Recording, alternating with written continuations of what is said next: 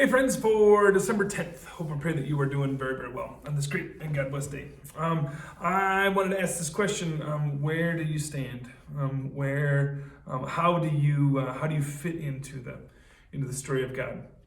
As we're watching and waiting and hoping in this season of Advent, where do you fit? Where do you fit in this story? I'm getting ready to teach confirmation class this week. And with our kids, we're going to study the book of and the story of Ruth and Naomi and Boaz in the Old Testament, and that happens in a really critical point, a really important point, where the Israelites have kind of found their way into this promised land, but they're searching for a leader, and they turn to judges. They turn to the judges throughout the Old Testament, and the judges steer them in lots of pretty bad directions. And the future or the hope of the nation, it clings on, it turns on this group of people, and the future doesn't look really bright. In fact, it looks awfully bleak. It looks pretty tenuous. It looks pretty scary. There's lots and lots of problems in the nation, in that tribe at the time. Except right after the story of the judges, we hear the story of Ruth. And there's a little nugget that in this person of Ruth, this outsider who doesn't have a lot of value, this outsider comes in, and she is one who starts to bring about hope for the people of the Old Testament. The people in this story we find our genealogy of Jesus, who comes generation, many generations later. But in this story of Ruth, there's a turning point in the Old Testament. And I just wanted to ask you today, where are you? How do you, where do you stand today?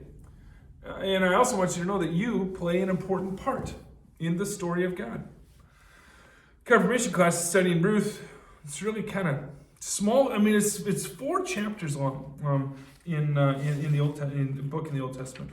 It's not all that big, right? But it plays a really big part.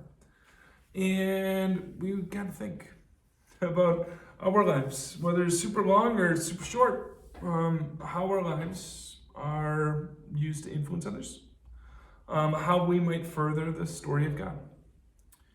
Today, one of the things that I want to again encourage you to do is to take the time to watch and to wait, but then to be moved to action, to be moved to bring about justice and peace, to be moved to bring about ending hunger, homelessness, food insecurity, right? All those things.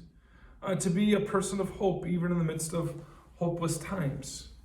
And so today, I just want to invite you to reflect on the story of Ruth. The story of Ruth. The story of Ruth happens, pretty early in the Old Testament. The story of Luke, since I mentioned it, the story of Luke comes quite a bit later. But it's in that story of Luke that we hear of the coming of Jesus. And all of that happens because of this story of Ruth, this little inconsequential story. You matter. You are a part of this story. And how you live your life this day, how you live your life today, it matters because you are a part of the story of God.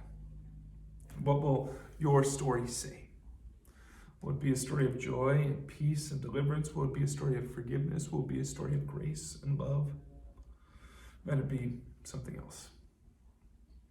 You are a part of the story of God.